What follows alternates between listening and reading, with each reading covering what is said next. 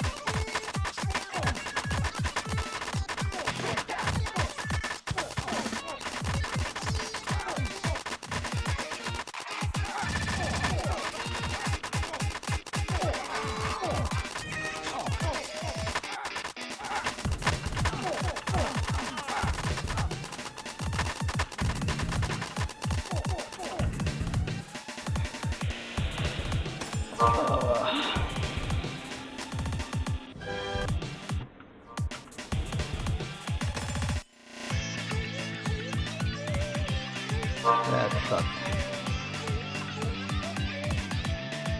Still can't do those bosses.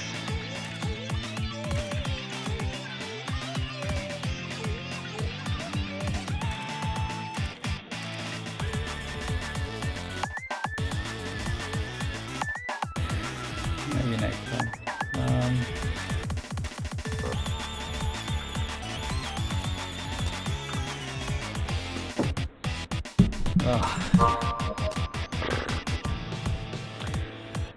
How are the sound levels? Are they okay? Yeah, they look okay.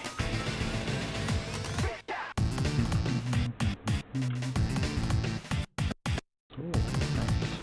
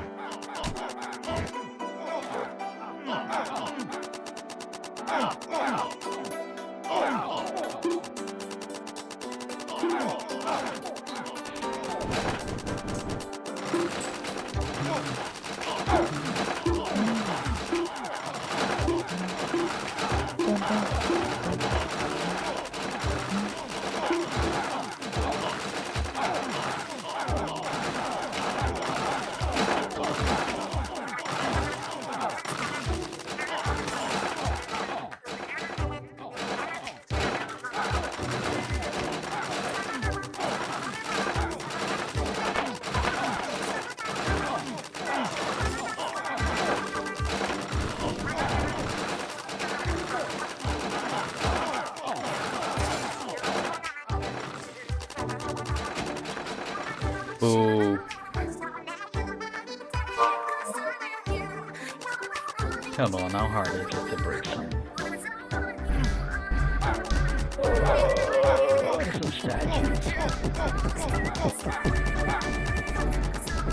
You actually benefit from it, so I don't understand why people don't break it. You get a rope, and it's a rope, I think.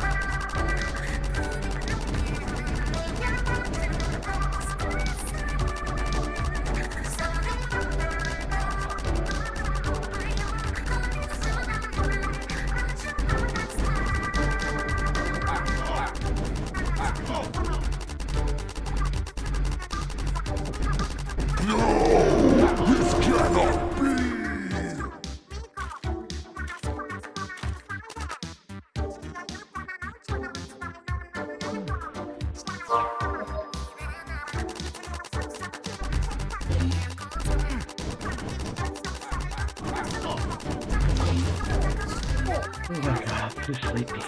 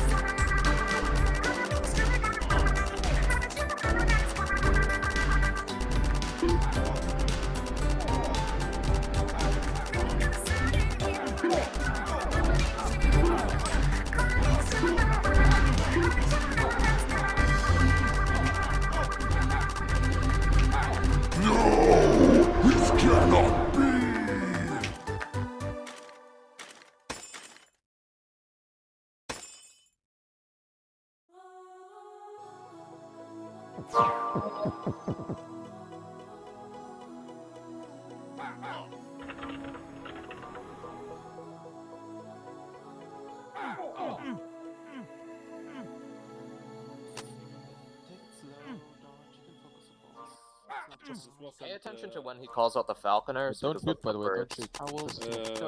Wait, no, you can shoot this guy. Oh yeah, wait, I thought it was done. My bad. The counter for this guy is triggered by... Don't go near the banners. They will revive the minions, buff him, and assist the minions, and will make us silent because the counter phase from him is that if we deal a lot of damage, he will throw a huge banner to the middle, which will make the entire arena part of the banner effect. So we'll all be silenced, and they're gonna be buffed.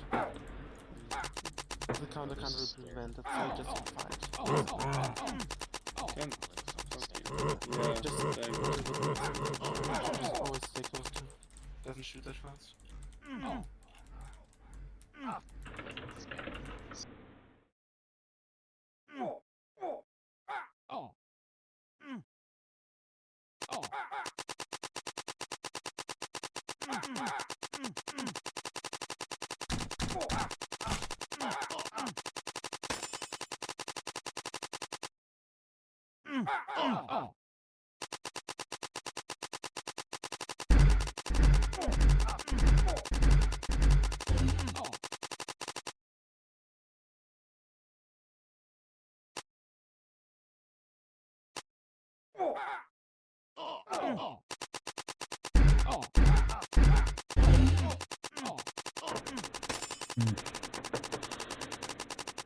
I was trying to find a good guide for base up, but I can't seem to find anything.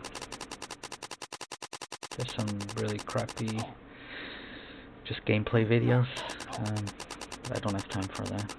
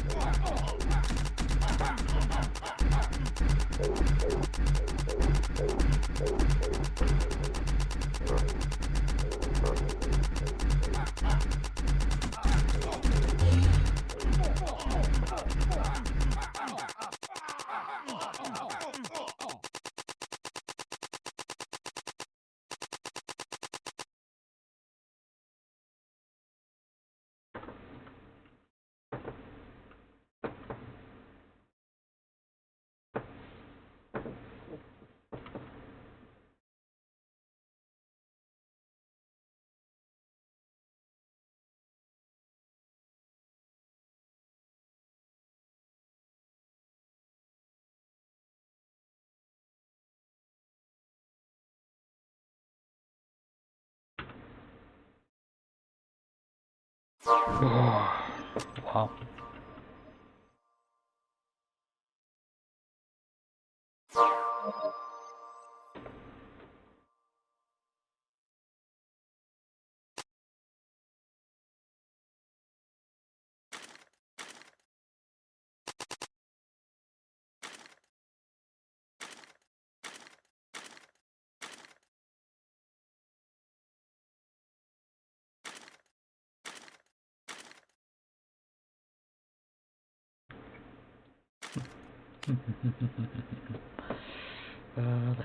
Let's do that. Start war the knight or the warrior. I don't know. I guess the warrior.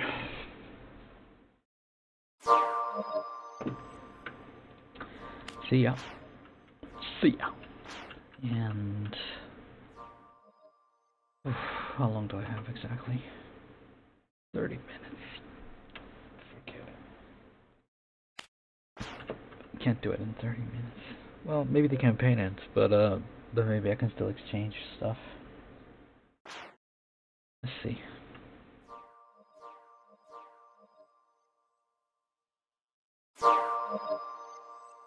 Get some gear. Let's get some gear. Let's get some gear.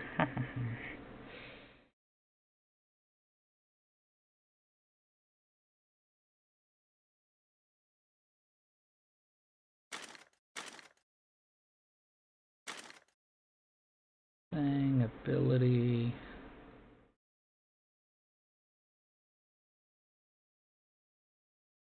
Oh, fires cannonballs. The fuck? Berserk and speedy. Oh, sure. Berserk for 4 seconds, speedy for 4 seconds.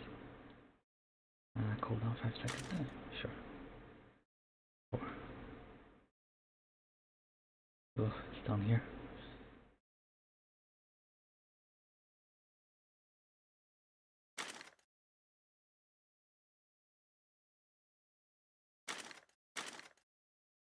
Now weapon.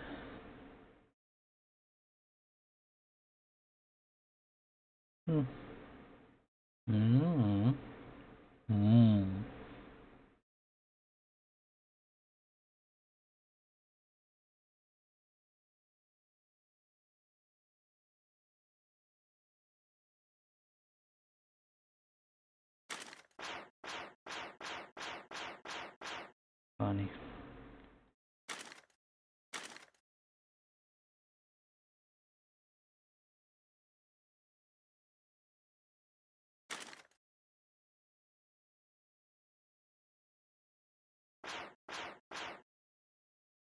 Okay.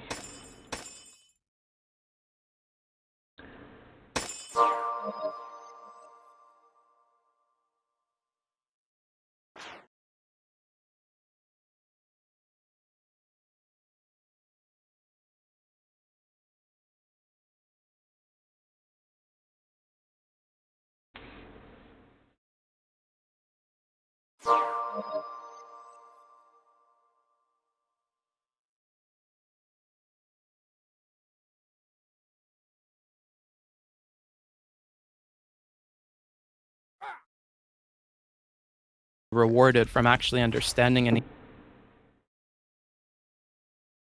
I think the No. only reason they're reading is so that their audience can get content. Exactly. Yeah, it's literally just that. Yeah.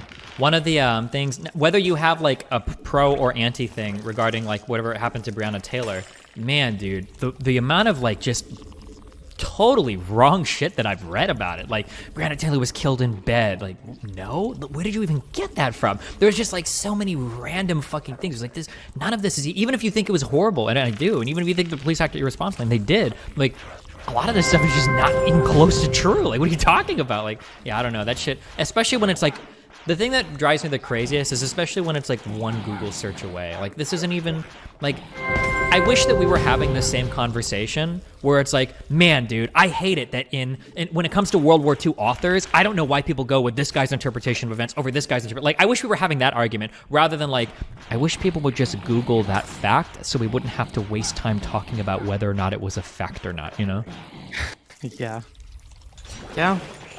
Like, I've got like wonder. people, I don't know like where all of your areas of expertise are, for instance, but like I went through like this whole fucking arc, and it still exists, where there's a lot of people that genuinely believe that economists, when they say like rationality, like economists assume that all like actors are rational. They think that rational means that like everybody is like a perfect arbiter of information and like makes perfectly rational decisions, not just that like people respond predictably to like price signals or whatever. Like little like basic things, and then people will go to bat and they'll write pages at me, like ignoring the fact, like acting like they're the first person to discover this thing. You don't think any economist has ever thought like, maybe people aren't perfectly hyper rational? Like, oh my god, yeah, I don't know. Sorry, that's my doom arc that I've been on, but.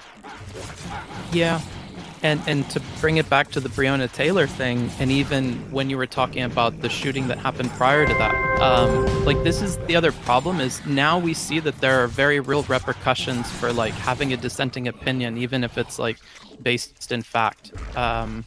And I worry about that too. Like I worry if like I'll be put in a position similar to your own where it's like, oh, I have to make this yikers take or just choose not to talk about this thing because people have it like so wrong. Sure, yeah. To I be fair, worry I could have about probably tapered that a little bit, but no, yeah, I know what you mean. I can give an extremist take like that related to conservatives, and it's usually okay, but not related to things on the left. Yeah. One thing that I haven't gotten into this much recently, I really hate talking about this because like everybody's like, oh, Jesse's gonna become a Republican, and I don't. None of my core beliefs have changed at all, but I've seen like some shit like, I don't.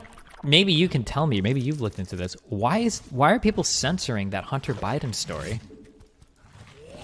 Like, Probably because they want Biden to win. yeah, but it doesn't seem like there's anything that's like worth censoring. It just seems like a shitty story that like I don't think is that impactful. But I don't see stuff that's just like blatantly untrue or like misinformation or, you know, stuff like that. Like, I don't know. That's like really weird to me.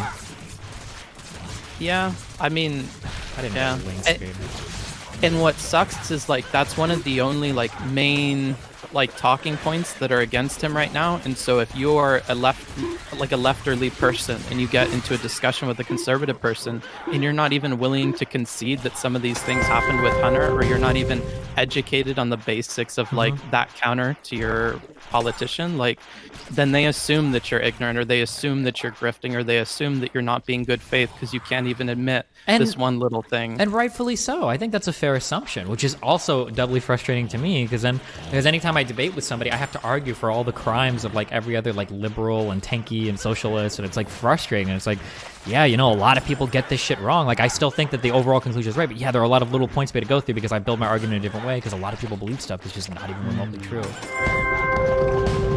Yeah. And to take it back to that, I wonder if it's a habit of not wanting to like not understand things, or not wanting to just skim over the surface of something that like leads to personalities like yours or other like research oriented people on the platform. And I just wonder if that's more so like a rare thing that happens early on that you develop. I think it's like kind of... I think it's a really unnatural thing. I don't think that that's something that we gravitate towards naturally, like logic and reason. That's not anything that like normal human brains care about generally, right? And I think if you think about it from like a to go Evo Psyche here. Like, I think if you think about it, like, naturally, it doesn't really make sense that, like, if you've got, like, 2 guys in a forest and one guy instantly assumes that every single time a bush shakes, there's a predator behind there, and another guy goes to investigate, the investigator's probably going to get killed, like, half the time. Like, you're not really rewarded for this, you know, kind of behavior. No. Yeah. But in the modern day, I would say it's far more rewarding than the caveman things that were like, you know, selected for in the past. Sure, but that's kind of not what our brains were grown for, right? Yeah. I'm just saying maybe like the modern world will start rewarding different kinds of mindsets, either monetarily or otherwise. It'd be nice and if that's it what did, also kind of made me think about just not doing the Twitch anymore, because it's like, well, you could do like a dozen other things with a brain or like with habits like that and probably get a lot more out of that, both personally and financially, than doing that on Twitch. Yeah. Oh no.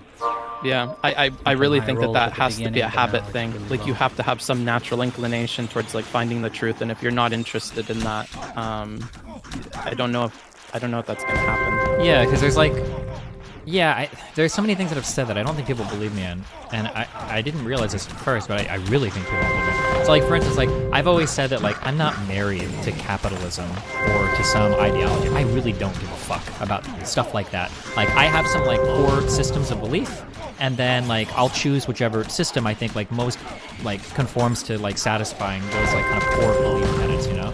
But like, other people are really quick to throw out everything as long as it agrees with like some like arbitrary ideological position they've chosen. Like, that's more important to them. So like, socialism, for instance, might be more important. I keep using, I don't want to use these examples. Like, socialism might be more important to somebody than like making people happy and healthy, right? So like, if for me, like, if you show me that like, oh, using this system, like, this will make more people like healthier and happier, like, oh, cool, I like that system then, whatever. I don't give a fuck about capitalism. But if I were to show like a socialist, like, hey, you know, like, this thing doesn't work, or, you know, this makes people more upset, people are like, oh, well, they're gonna start to like bend reality to fit their ideological bend, rather than like adapting new ideas. Yeah. Like, one thing that I watched recently of yours was the talk, or I guess not a talk, but you reviewed Chomsky talking to that one Oh woman. my god. Yeah. That was one of these Lincoln logs I'm talking about, where I'm like, I have to quit this. I can't. Like, this is what I'm seeing on Twitch, and it's just like, I can't stand that. I don't want to be Chomsky. I don't want to waste my time on people like this. I felt so, and they came away, and half the internet even came away thinking that like they crushed Chomsky. They were gloating about it on Twitter. A lot of people are talking about how Chomsky's this out of touch philosophy guy, blah blah blah, old white dude doesn't know any, blah blah blah. And it was like, oh my, I can't imagine how far lost you have to be to come out of that conversation thinking Chomsky looked bad. Like, it was so cringy. Like, and the thing is that like, I was trying to say like, oh, like, if I was moderating this debate, like, this is where I'd have to be like, oh, like, listen, like, Chomsky's already answered this. You guys haven't addressed what he's saying. Like, can we get back on track? Because they kept going back to the same point, like, over and over and over again. It's like they weren't even listening to him. It was just like he would talk for like 20 seconds, and then they'd be like, okay, and they would just like totally gloss over it and not respond to anything. It's like, oh my god. Yeah. I mean, how do you handle that then? Like, aside from being mean to people, how do you actually like process this in your brain?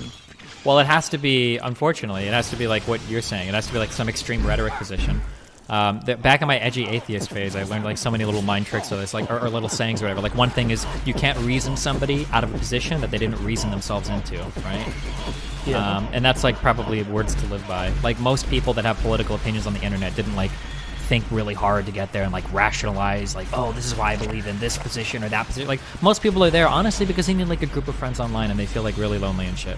Like, I feel like studying the ISIS recruitment methods a long time ago was like really illuminating to me for how extremist groups kind of like gather people.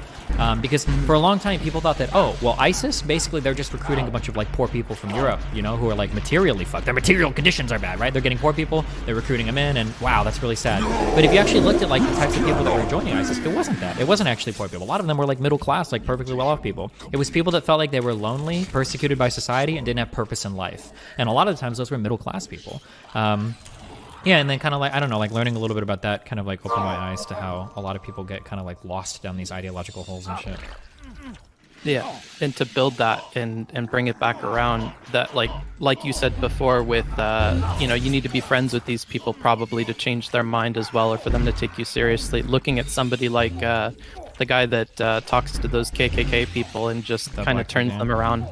Yeah, I feel like that's another good example of and then with extremist people, oftentimes you need to show them I don't know, some practical reason why that doesn't work, or no, it can't. It never can be that. It has to be a narrative. You can't, when you say like practical whatever, you've already lost. It has to be some narrative thing. Like, this doesn't agree with you because of this part of your story or because of this ideology. Like, but it can never be like, oh well, if we just look at practically, guys, this doesn't work, because that never works for people. It's insane. Oh, I guess I mean practical insofar as like it's practical to their actual life. Like, it's actually like, oh, okay, like, yeah, in my life, like, I cannot be friends with you and hold these same ideas. And it's that dissonance, once it's actually a part of your own life, your own narrative, then it's much more difficult to confront. Whereas, like, if you see pundits on the news or something, you can come up with a dozen reasons why they're incorrect.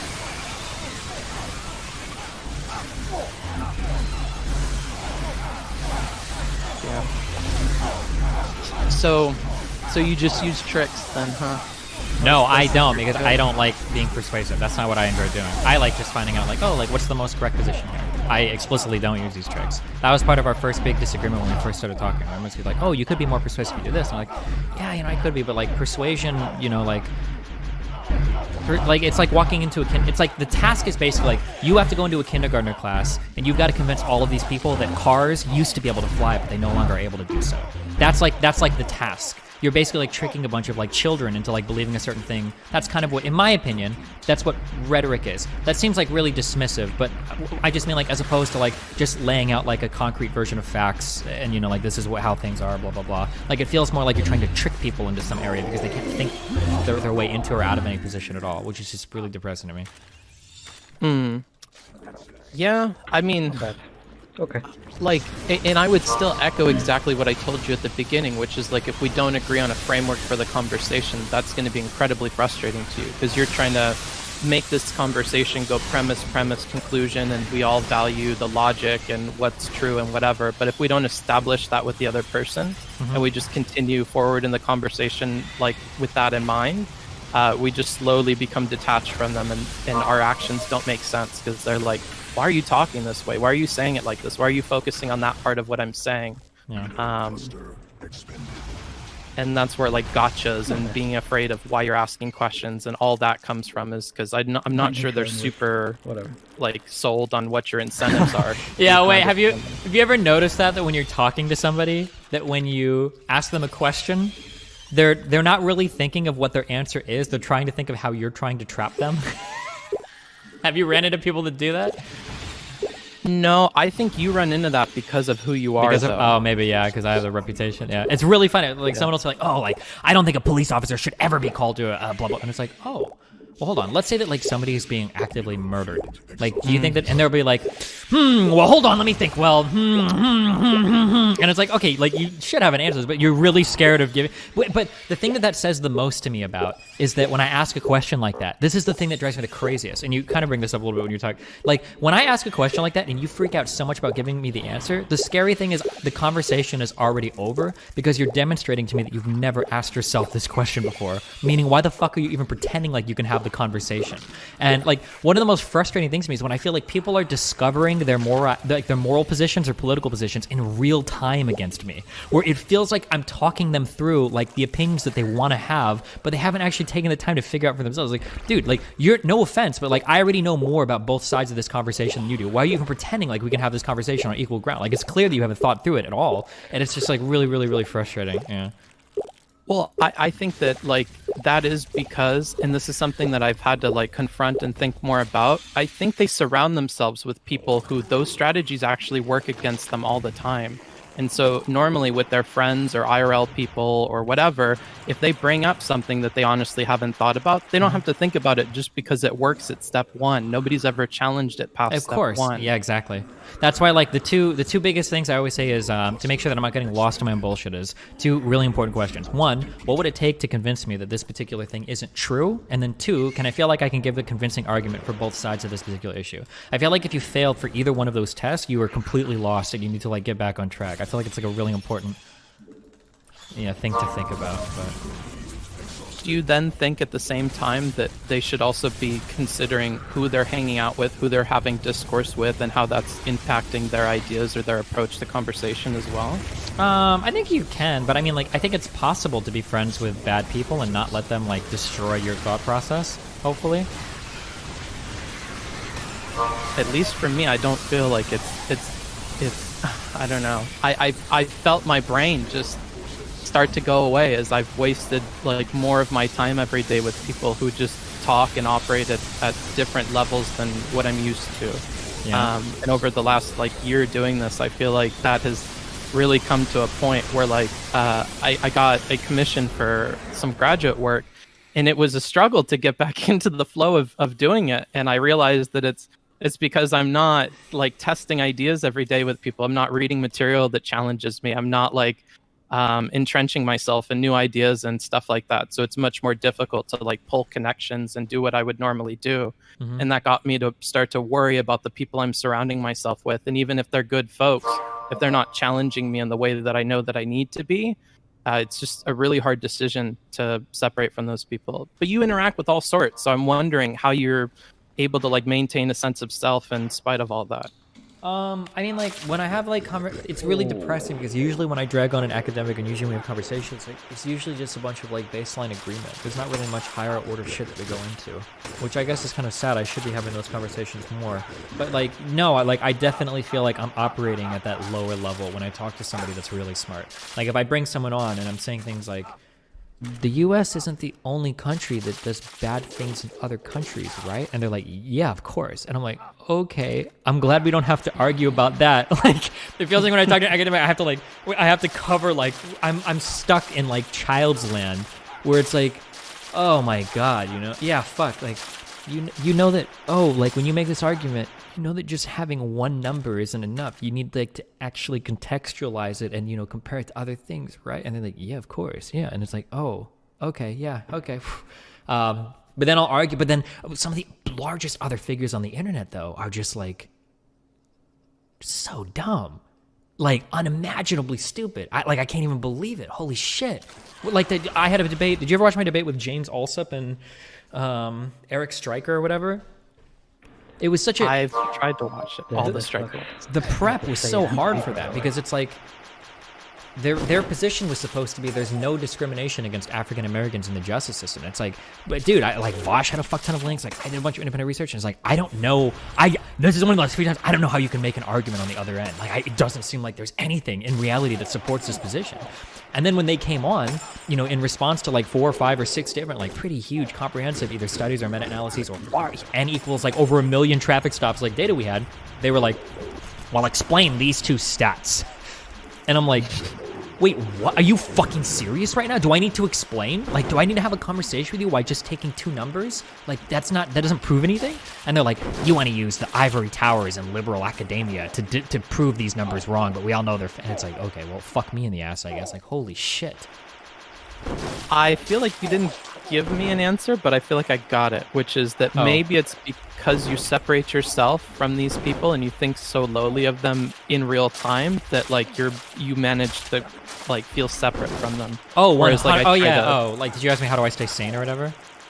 Like, how do you maintain a sense of self when you're like surrounding yourself with people that have these bad takes or don't think the way that you think? Oh yeah, 1,000,000%. It sounds incredibly arrogant, but I view myself as like a fundamentally different type of human being than most of the filth that I have a conversation with online. Absolutely. Like, I don't even want to like say like it's like talking to my son because I hope my kid isn't that stupid. Yeah, I view them as just being like fundamentally either inhuman or non-thinking entities. It's just like a totally different type of interaction, I guess. See, when people talk about the doomer thing, in my mind, this is the doomer attitude that I try to avoid because I think that's what leads to a lot of the problems that you have. So when people are saying I'm being equally doomer, I'm like, well, I'm not at this point. I still think that like I have sympathy and empathy for all sorts of people because I think most of us are just children.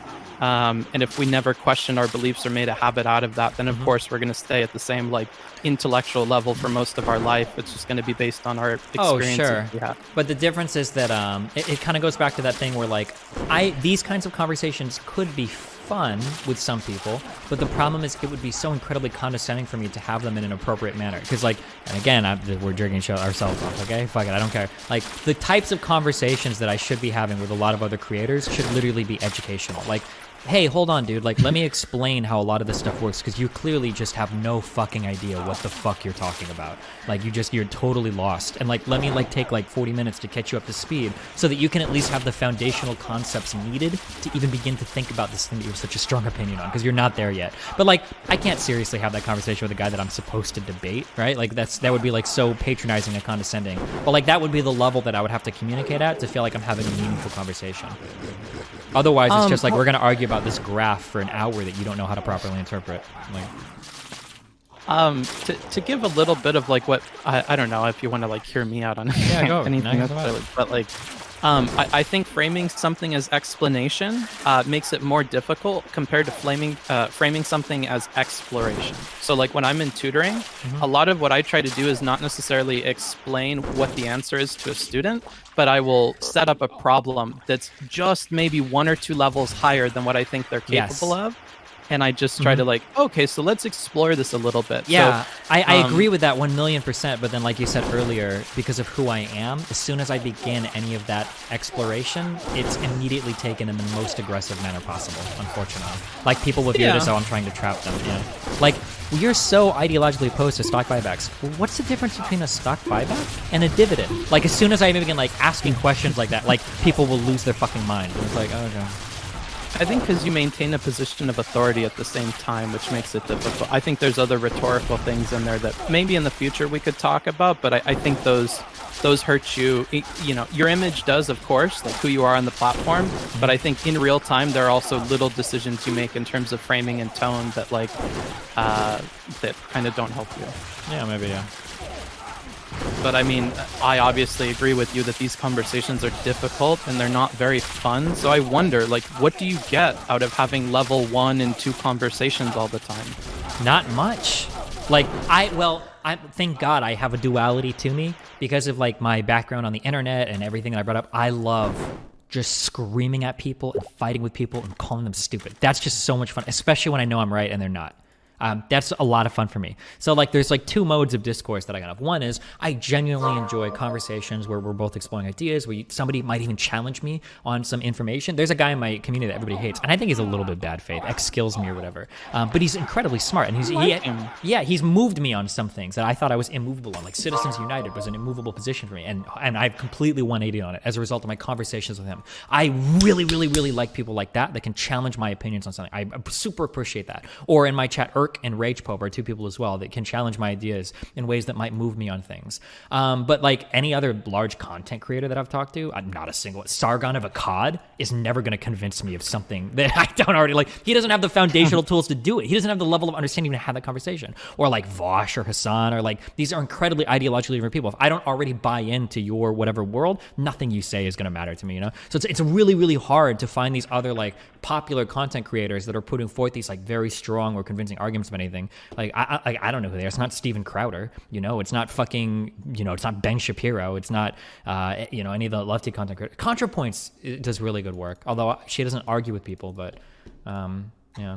Well, she's a wonderful example of exploring or like giving a story that, you know, somebody can interpret in their own way and come away with some of the conclusions that she intended. Yeah, exactly. I think she's really good at that. Yeah, she does. Yeah, she is convincing because she does the aesthetic, the narrative part, which I hope you wouldn't need. But yeah, she does it very well, of course. So for the people that do need like the pretty pictures and kind of the stories and the characters to follow, like, yeah, it's kind of, man, fuck, I wish I had a link to this. It's a really interesting book, but, or no, not an interesting book.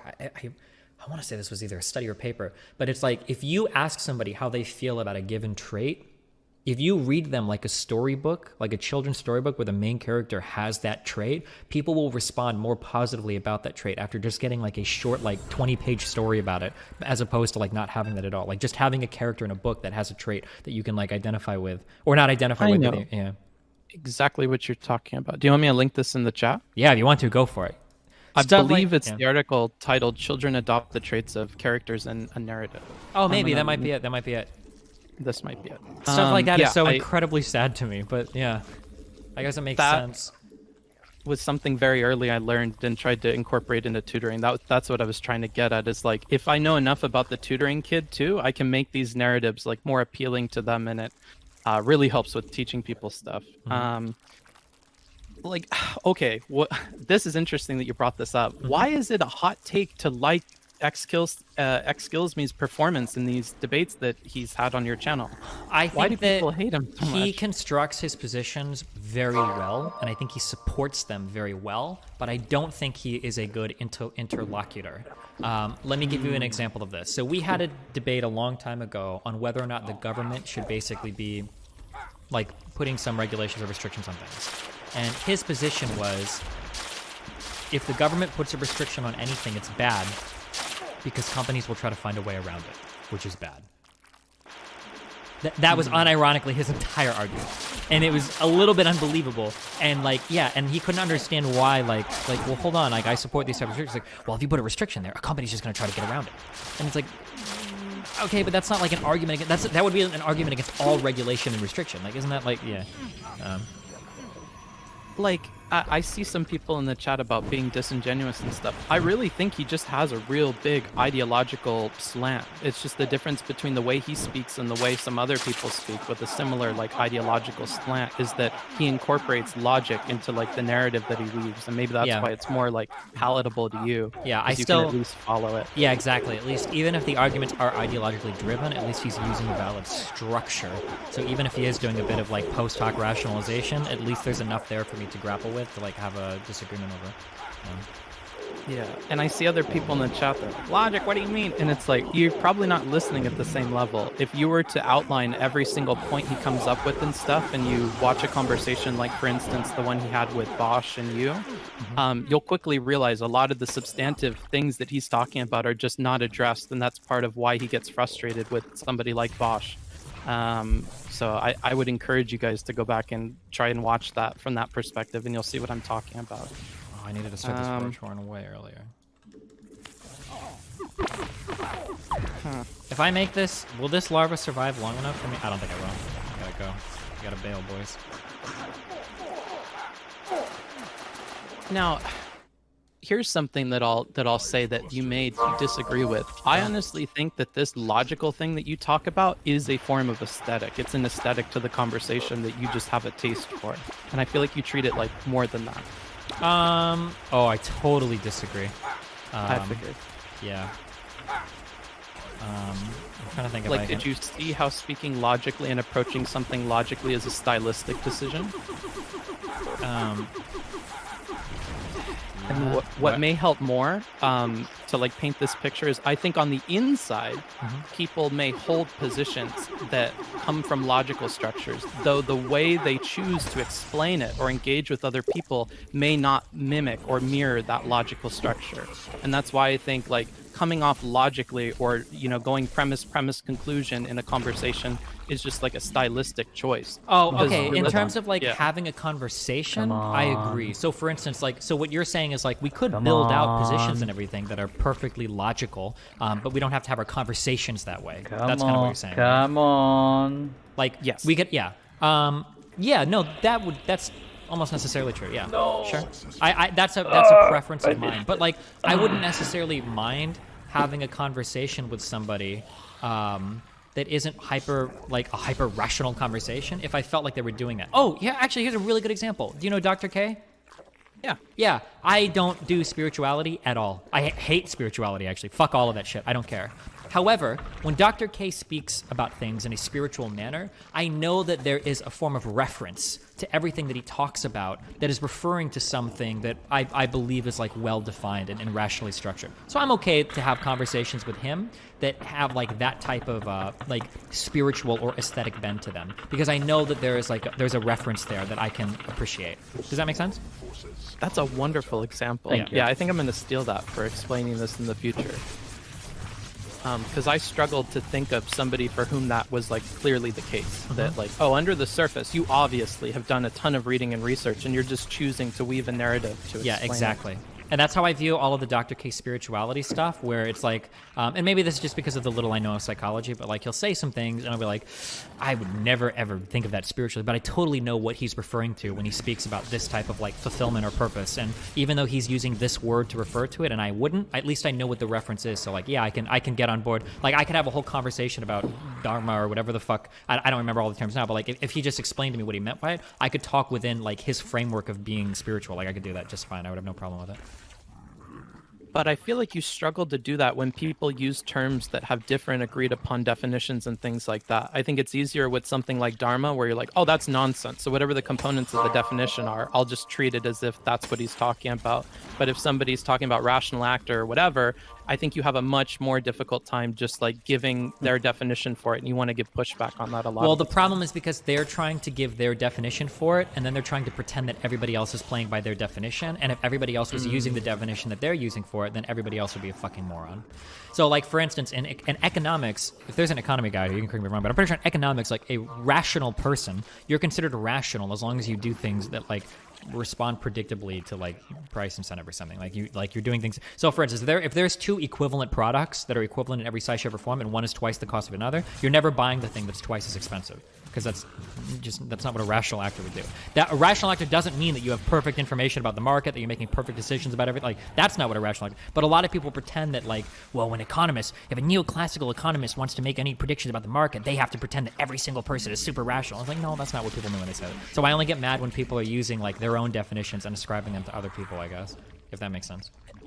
And how often do you play around on topics like that where you often hit a lot of resistance? How often do you play around with explanations and different ways of approaching that to change their opinion on that definition? A ton. I explain things in such a way that I know that if it was like a teacher-student relationship, you would understand me 100%. But since the people are usually like ideologically driven, I did this with Mike from PA a lot. I think he disagreed about like what it meant to be rational in an econ sense. Yeah. Oh, actually, you know what? Fuck, we might even be able to read. Some guy wrote a huge article recently against me. Relating to like Supreme Court shit, and he has an article in his past where he like does a whole write-up on how.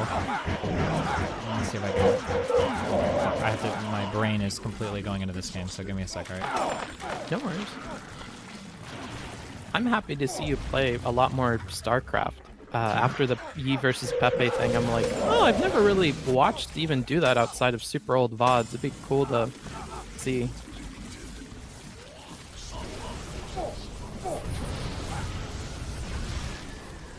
And maybe to fill the air, that teacher-student thing that you're talking about, I feel like I tried to explain this in a less like egotistical way. Yeah.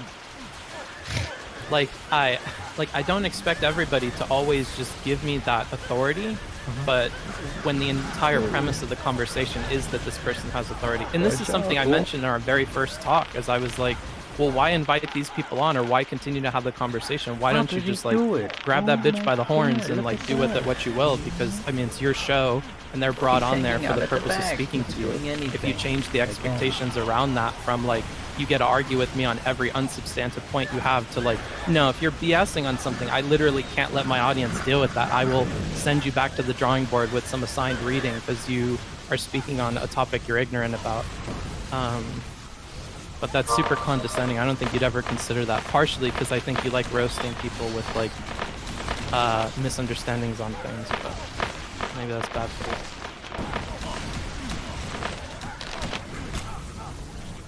But it's difficult to deal with that when you feel like you have some authority. And I've spoken to a lot of people that need rhetorical advice that are like friends of Rage Folk and stuff that have similar problems where it's like, I have a master's in economics and people are challenging me on simple assumptions of economic theory where they're telling me that like, oh no, see, you're from academia and academia has it wrong. That's even more frustrating. And it's like, you know, how do you deal with that? Like, well, if it's your platform, if it were me, I would just say, well, then we're going to move off of this topic. I'm going to give you some assigned reading at the end of this, but I'm not platforming you saying all this random nonsense. And you don't even know how much of a fool you look like right now because you're ignorant in that regard. So, like, I'm doing you a favor by not allowing you to continue on that.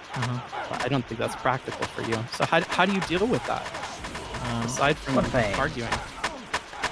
One pain. I don't know, dude. One pain. How do I do a fucking Protoss? That's the real question. Oh.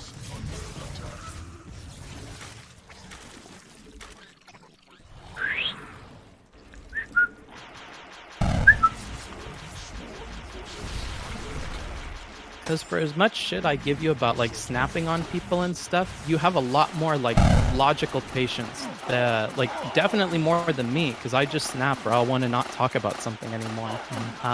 Whereas I feel like you will endure a conversation that I would just like hang up on. I don't know how you do that.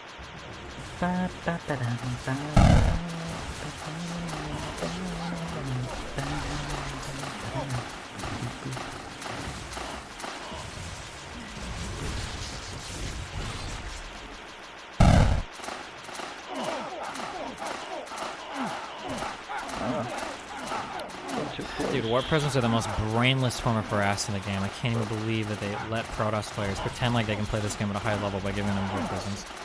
It's fucking disgusting.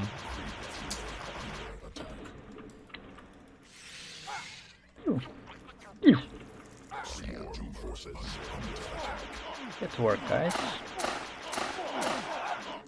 Oh, one thing.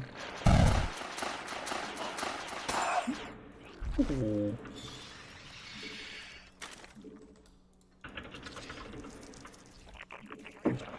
What's this deal? Creates an expanding ring of 8 decoys. What the? Okay. Wow, 8 Okay. decoys. I'm sorry, where are we at right now? Catch me up. I don't know. I'm Cool. being doomery and I'm asking you what solutions you have to problems that I already know the answer Cool. to. You just argue with people and be mean and you're okay with it. I'm just not. Oh. Like, I don't know how you or why you choose to sit through conversations and platform people who are so far off the mark with like the basics of what they're talking about.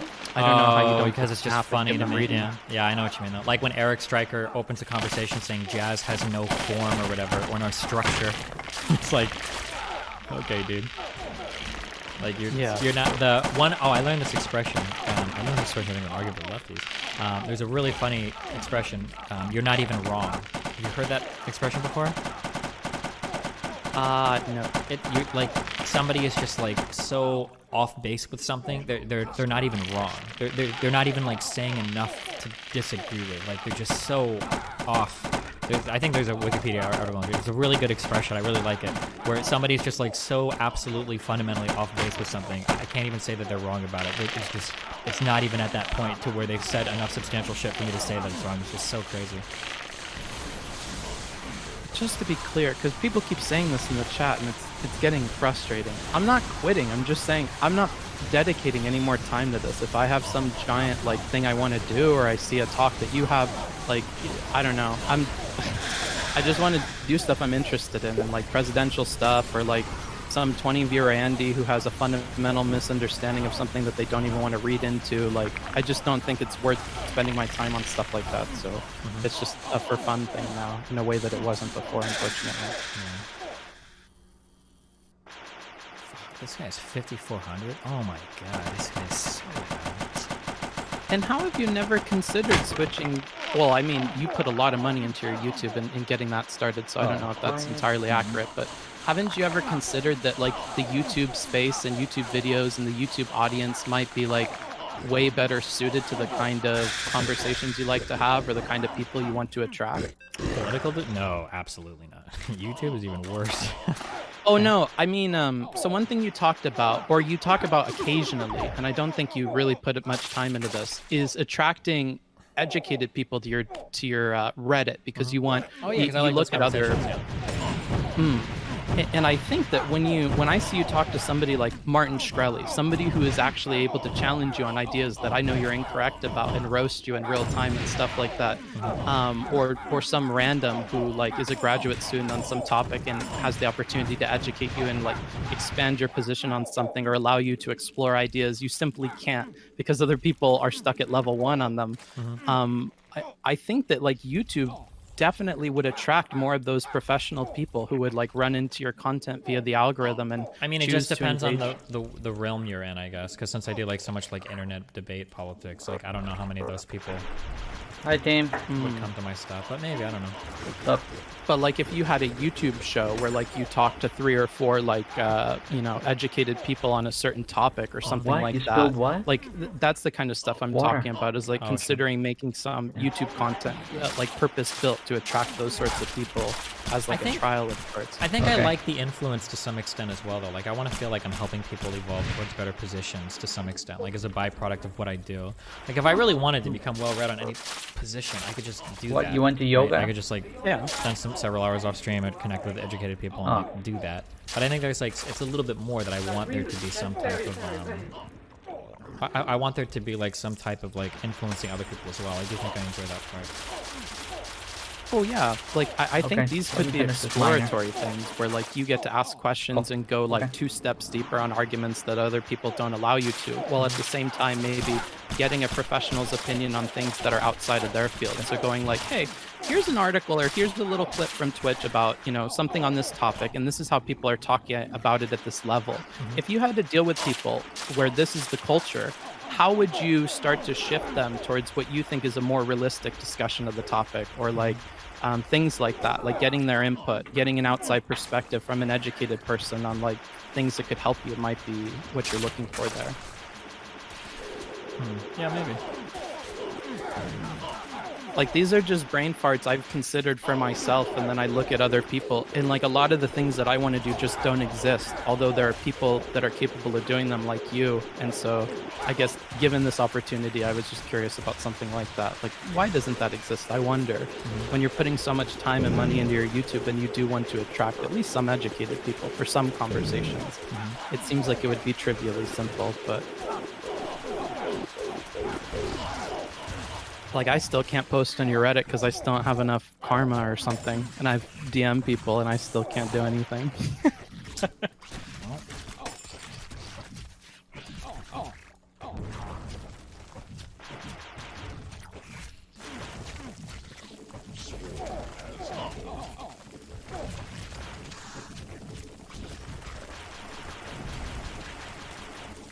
But then again, now that I'm thinking about it, now I'm thinking about all the conversations you've had with those people, it doesn't seem like you have a lot of fun. And I feel like fun is a huge reason that you do this, like personal like satisfaction from it. And if they're not arguing with you and they don't have these dumb takes that you can go 100% at, I wonder if you even enjoy having those talks. Yeah, I think I do. It's a different type of enjoyment, though. It's a more fulfilling enjoyment, right? Which is a little Do bit you harder. like ponder on those afterwards? Sometimes if they give me some kind of new piece of information that I hadn't previously considered, yeah, I can, yeah. And when that happens, I know in the past you've described like sitting and thinking or going in a car ride. Whoa. If you do anything on paper or type anything out, what does that look like? Do you ever formalize those ideas like that, or? Jesus. This is coming down to the I don't wire. like that. I don't like this. I don't think I can ever lose from this position.